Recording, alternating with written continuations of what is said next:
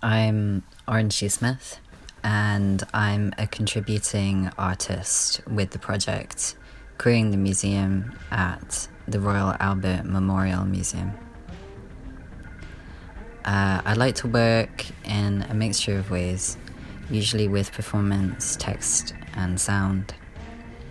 I look a lot at volatile and abject masculinity, and I often work with messy materials like raw clay, moss, spit, honey, and lubricants. And these physical materials are usually gathered, and then I'll kind of implement them in a ritualized way in a specific kind of in-between space that I've selected.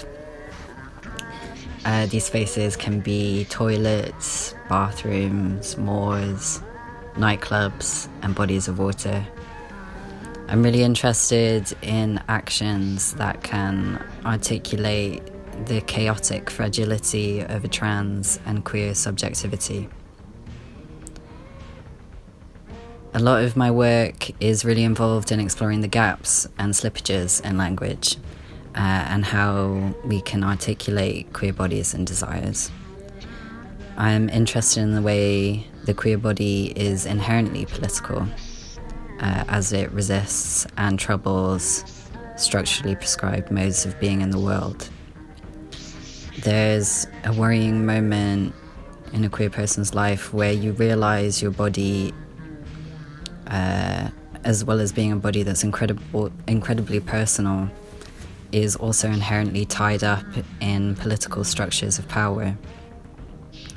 And every action you're making has a political counterpart simply because the world is not set up for you to be existing within it. One of the reasons I was particularly drawn to the project was because I think it's so very important to be including queer voices within institutions. For a long time, our stories have been kept out of institutional settings, and this has its roots in a very purposeful violence which either condemned people to the shadows or erased them completely from the history books out of a need to preserve a dominant social order. I feel like we're carrying the burden of that legacy now, and also have the power to be implementing change by creating a queer presence in museums and archives, and by restoring or reimagining those forgotten or missing histories. I was born in Exeter and spent a lot of my childhood there, which is another reason the commission feels quite personal and close to home for me. I visited the museum a number of times as a child, and seeing a project like this at that time would have been incredibly groundbreaking, just for me on a personal level. At the moment, I feel very drawn to the sheet music of the Christian hymns in the permanent collection. I grew up in a Christian context, so the language in these hymns is particularly nostalgic to me. I love the language of worship songs in general. It's very dramatic, and it's full of like a deep love and pain.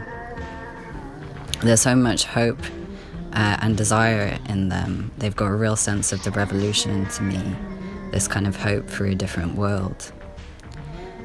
There's also a lot in the resurrection story that feels very related to a trans experience, with the crucifixion being so allegorically close to a transition, as well as how Jesus straddles a strange kind of place between man and not man as a spiritual figure.